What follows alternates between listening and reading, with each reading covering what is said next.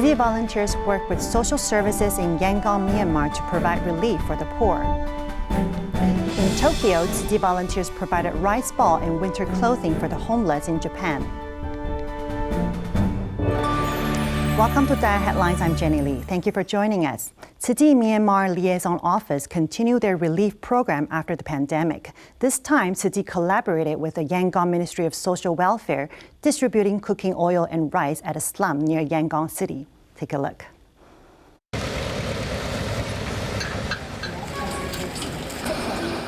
Yangon is the largest city in Myanmar, but not far from the city, Takeda Township shelters people who live in squatters, already living in tough conditions. These people live a tougher life after the pandemic. My main income comes from selling vegetables, but I wasn't able to do business for 3 months after the pandemic. I was afraid of catching COVID, so I never left the house. The Yangon government executed the relief program with Tzu Chi as a partner. Volunteers' first batch of supplies included rice and cooking oil. We worked with rice mills. They helped with sending the rice to the distribution places, which allowed the distribution to go smoothly. In order to obey COVID prevention guidelines, crowd gatherings are avoided. Volunteers plan 19 places for distribution, and as the Yangon Ministry of Social Welfare's minister arrives to participate, local charity teams also joined the servicing ranks. During the pandemic, citizens can't go out. They also can't work and receive income. Everyone lives in tough conditions, but now with Master Zhenye's help, people suffering receive supplies. This puts a smile on their faces.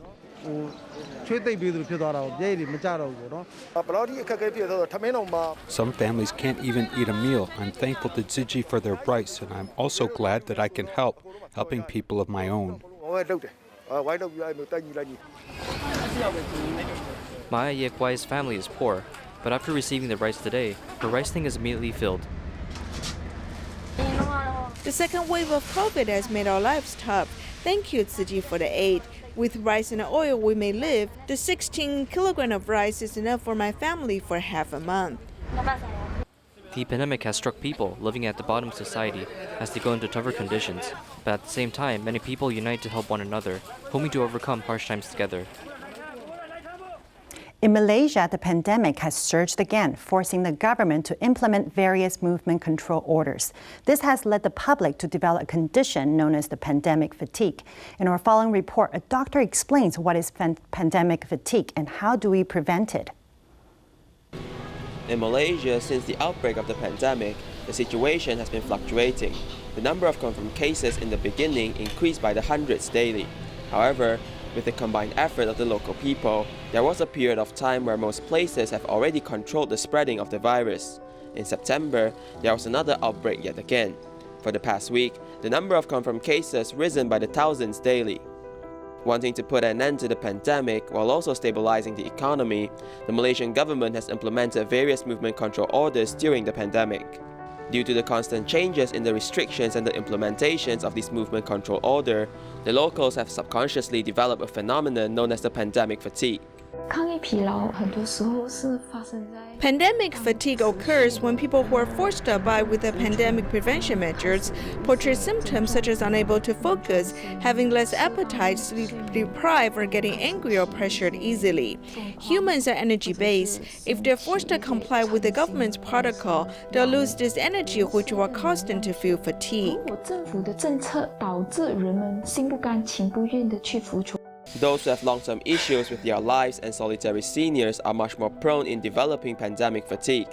If a person has pandemic fatigue for long periods of time, it might develop into a serious psychological disease.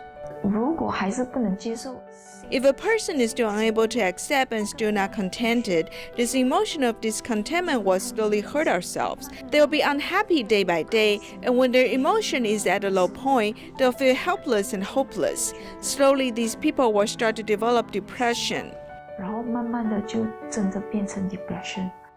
Facing this unpredictable situation of the pandemic, besides practicing all the pandemic prevention measures, we must also learn how to adjust our own mental condition, eliminating all negative emotions caused by the pandemic fatigue. During the pandemic, if you still have a job, you need to be grateful. If you're jobless, you need to learn how to adapt, having the wisdom and courage to embrace changes. Most importantly, we should simplify our lifestyles, listing what is important and what is not. We need to learn how to let go and learn to change. This is what we call survival of the fittest. In this era where information can be attained anywhere, there are too many fake news, which will instill fear in the hearts of the people. However, we can rely on the information provided by reliable sources such as the Health Ministry or the World Health Organization, learning the correct way of pandemic prevention methods. Lastly, we should browse limited news on the pandemic so as to prevent ourselves from being bombarded by too much information. Tang Wei Peng of Nibong Tabal's Tzu Chi kindergarten in Malaysia wanted to contribute to making the PPE. However, due to her previous cataract surgery and dry eye problems, she was unable to proceed. With her determination, she finally found a solution. I have cataracts in both my eyes. I've had surgery already, and a side effect of cataract surgery is dry eyes. I was in a panic. I want to help, but I can't. I've already received a shipment of fabric. What am I going to do? Do I need to return it? I thought my vision should be okay, but when I sat down at the sewing machine, I found I could not see the thread. I tell my students we need to conquer obstacles and not let obstacles conquer us. So I thought maybe I can see if I wore my glasses, but I couldn't. Next, then I brought out a magnifying glass, and that didn't work either. Then I discovered that the phone has a flashlight function, and when I shined the light, I could see it.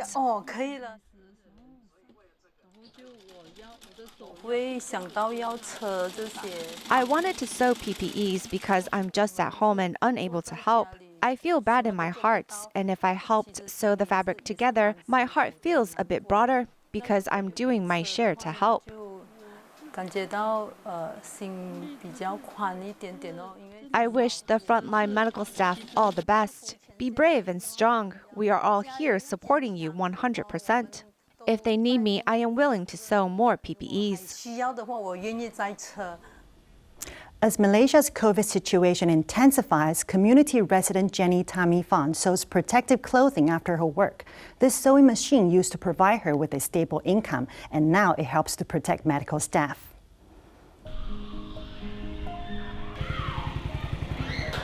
After work, Jenny Tan Feng not only cares about housework, she has a more important task to do. In the past, the sewing machine took care of the family, but now it is a helping hand to the medical staff.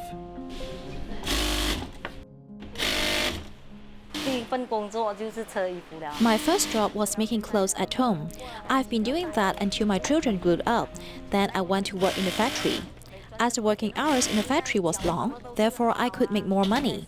Now the condition of my feet is still good. I should work again. My cloth-making colleague asked if anybody could help Tzu Chi sew protective clothing.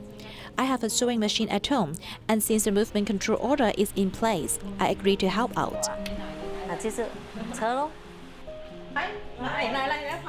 Expecting Tzu Chi volunteers to arrive with fabrics, the daughter also stands by her mother, helping her fold clothes. The seeds of compassion are sprouting within this household. I saw it on television. Frontline workers need a lot of clothes since they sweat once per day. We need to sew more so as to provide them with enough to use. Jenny Tan Feng does her best extent in order to assist and safeguard frontline medical staff, contributing to the COVID prevention workforce. Tzu Chi Jingsi Hall's Kaohsiung Adult Daycare Center is officially opened. Combining medical resources along with long-term care services, the center provides seniors with safety and activities while giving their children respite care. Kaohsiung Daycare Center officially launched. The main purpose of the center is to provide space for seniors and to comfort their children. We have to decrease the rate of amnesia for seniors, so when their children are here, they may have a chance to rest. The environment here is very beautiful. It is also filled with humanitarian values. During the daytime, we may work peacefully, and during the night, we may take home our seniors, enjoying life together. The throwback era area is like guiding seniors through a time machine. There is also this therapy area built with toys. Every daycare center from Tzu Chi is dependent on the locals' needs. The daycare center in Kaohsiung is the third daycare center established by Tzu Chi. We look forward to building a total of 7 centers this year.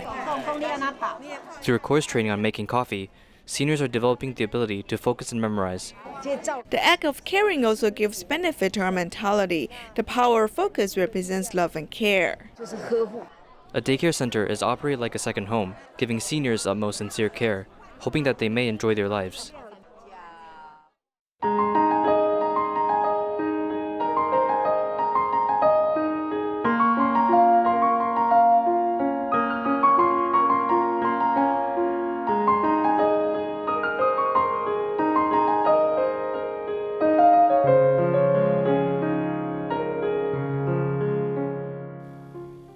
Tokyo City volunteers have been providing hot food to homeless people in Yoyogi Park for 11 years. Despite the pandemic, the meal service continued. Volunteers also prepare winter clothing to help the homeless ward off the cold. 街友他成为街友也不是自己所愿意的哈，那我们就尽一份的一个力量，给他们一份温暖，为社会苦难人尽一份心力，这是我们一直以来的一个目标。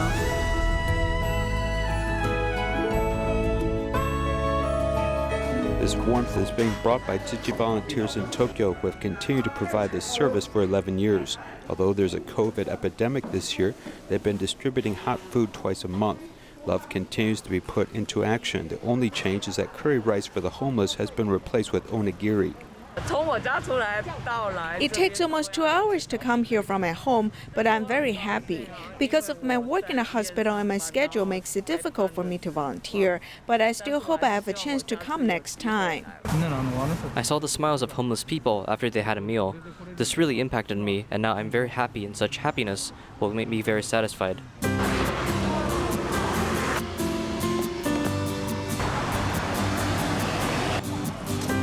In the autumn sun, volunteers sent out hot food and warm clothes. The woolen hats were hand-woven by volunteers in Tohoku. This is from Tohoku, and now they're volunteers. The woolen hats they knit by themselves are very warm. Do you want to take one? Today, we can be here in place. We have to be very grateful. Thank you for your happiness. And we pray with a pious heart and bless those who are suffering. Volunteers come in peace and bless people affected by disaster as homeless people come together to pray for those in the Philippines who have been hit by typhoons. This love mobilized during the epidemic has also become the most beautiful scene this winter in Yoyogi Park. A 55-year-old Tzu Chi care recipient in Shuangxi, New Taipei City is paralyzed in his lower body. Tzu Chi volunteers have been caring for him for years and bought him a mobility scooter. They also built a parking shed to keep the scooter out of sun and rain.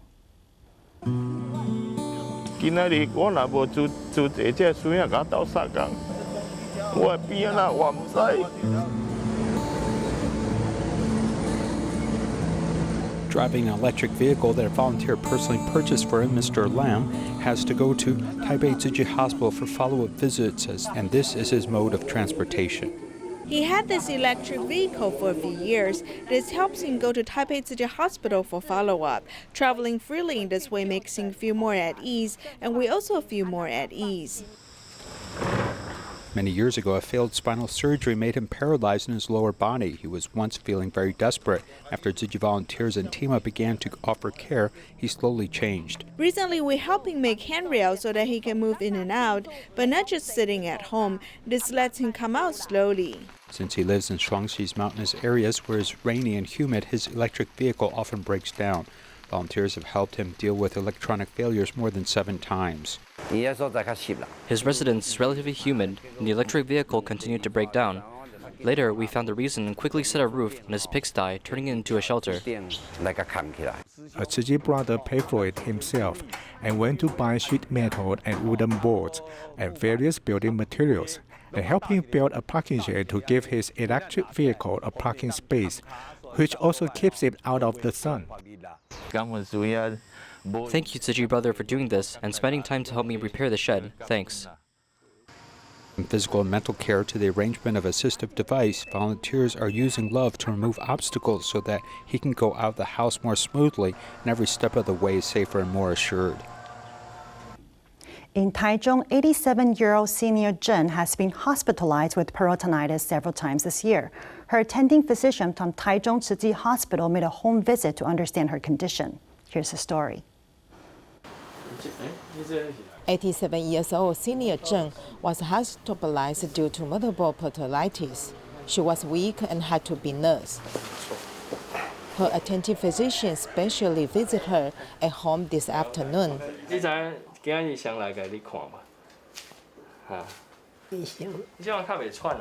Senior Zheng has been doing kidney dialysis at home for a long time, but she has been infected many times, which makes the doctor, who has known her for more than 10 years, a little worried.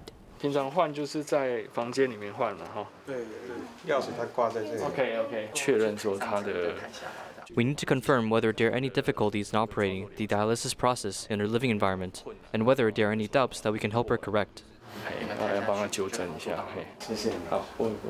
Before leaving, Dr. Chen reminded the caregiver that doors and windows should be closed during dialysis to avoid dust and dirt. The doctor's reminder makes the patient feel warm. Tainan's Dongshan recycling station is located in the mountains. Every mandarin orange harvest season, many farmhands will bring PET bottled drinks up the mountain. But many of the bottles are also discarded on site. In our story, let's see how Dongshan volunteers devote themselves to clean up the plastic litter. Drinking a bottle of water, the farmers are busy harvesting Pongkan mandarin orange. They don't drink it. What are you to do? A container of cooled beverage heads up with the farmers to the trees, and it is near empty even before noon rolls around. This is the one that I brought and already finished it. This water is the third bottle I've had. Can't you see my clothes are soaked in sweat? I need to hydrate myself. Tainan's Eastern Mountain District's Kanto Mountain is where the Pongkan mandarin oranges are being harvested. Along the winding mountain road, Tzu Chi volunteers pick up PET bottles left behind. Along the 30 kilometers of road, it takes only 30 minutes for them to fill up the 3.5-ton recycling truck. When it's hot, it is convenient to bring bottles. If you're working, there's no time to boil water and to take it. Meanwhile, at the recycling station, this 88-year-old volunteer thinks back to her past as a farmer and how back then she had to boil her own water to take up the mountain. I don't drink from a PET bottle. I always boil my own water and took it up with me. I'll carry a trapping life, my water, my lunch. It was hot back then. There were not as much PET bottles back then. There is way more now. In the mountains, everything is far from each other, so we need to conquer the obstacles ourselves. If I didn't finish the sorting today, I would find time the next day to continue sorting and then get back to my oranges. In these parts, there are less than 10 volunteers. However, they still safeguard the cleanliness of the mountain, even during harvest season. This is 6,000 cc, and the problem is it's heavy and needs to be separated. They are all afraid of being inconvenienced. We continue to spread the message to them to stop using it, but it's hard to break their habits. It is difficult to change someone's habits. However, Tzu Chi volunteers continue to set a model for others to follow. They clean up the environment, promote the right ideals, and hope that people will eventually follow suit. More than half of Taiwan's coastlines are surrounded by artificial structures such as ports, seawalls, and wave breakers. A few natural beaches have been eroded continuously for decades. Scholars say that the man-made structures have limited effect on the erosion. Here's more.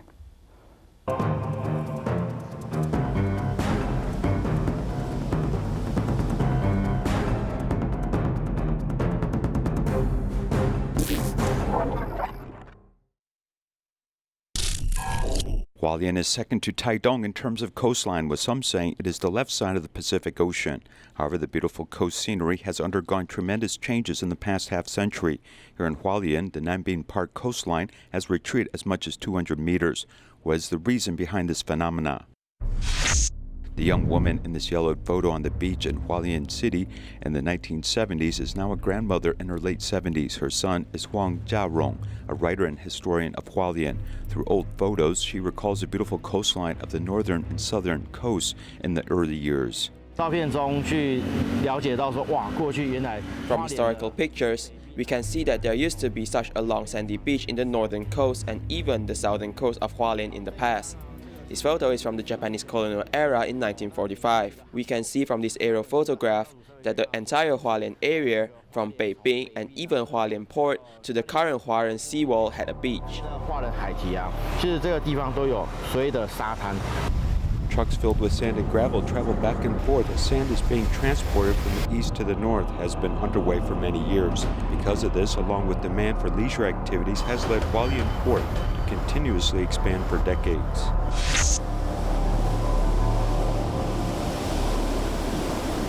Due to the influence of artificial construction, sand brought by the current is blocked on both sides of the east and west embankments, and sand cannot be evenly distributed throughout the coastline. This has caused dramatic changes in the coastline. This is the so-called jetty effect. Whether it's the coast or a river delta, a wall sand source, if there's a structure such as a wall, the source of the sand comes from one direction. And if there's a seawall, it will start to collect, and on the downstream, it will start to erode. A similar situation also occurred in Yanliao village in Shofeng Township, Hualien. This is Hualien's Yanliao fishing port. In less than 30 years, the situation has become quite obvious. On the north side, there had been obvious accumulation of sand, but on my left side, the state of coastal erosion is going on at 2 to 5 meters every year, endangering the upper Highway 11. In the 1990s, after the construction of the north breakwater of the fishing port, the balance of drifting sand on the coast was destroyed. However, in order to protect the foundation of the coastal rows of wave-eliminating blocks were stacked on the beach, hoping to reduce direct wave impact damage. However, many wave-eliminating blocks have already been stuck in the sand. If the wave-breaking blocks are thrown directly on the beach, it will sink and be buried. The correct way is to lay a non-woven fabric underneath and use geotextile fabric. Even if the water washes down, the sand will not be taken away. The Yanliao fishing port was built with hundreds of millions of US dollars. Due to improper design, only small rubber rafts could be docked. 3 years ago, the Department of Fisheries listed Yanliao fishing port as no longer qualifying for subsidies. Therefore, the Hualien County government will pay for the management and maintenance. However, the Yanliao fishing port is not the only one suffering this fate, as the scene of helplessness also appears at the Dawu fishing port in Taidong.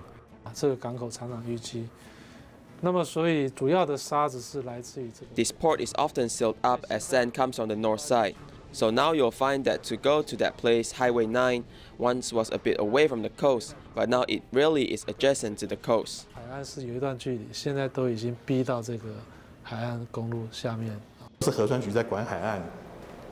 In the early days, when the River Management and Coastal Bureau managed this, they didn't know much about the sea. When making any artificial structures and putting them into the environment, nature would respond to this change and reach a new balance. But if this balance is bad today, it could result in a disaster. Coastal dikes or wave-eliminating blocks are defending the coast, but we should start to think if this battle can really be won, and is it sustainable? Today, volunteers in England received a plea letter from the NGO in Moria refugee camp on the island of Lesbos in Greece. They requested for surgical masks, and the masks will arrive on November 18. That's all for today. Thank you for watching. Goodbye.